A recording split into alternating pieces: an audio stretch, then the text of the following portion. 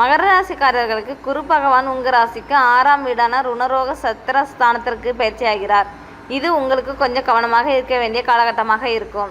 இதுவரைக்கும் புத்திரஸ்தானத்தில் இருந்த குரு உங்களுக்கு நல்ல சந்தோஷத்தையும் முன்னேற்றத்தையும் கொடுத்திருப்பார்.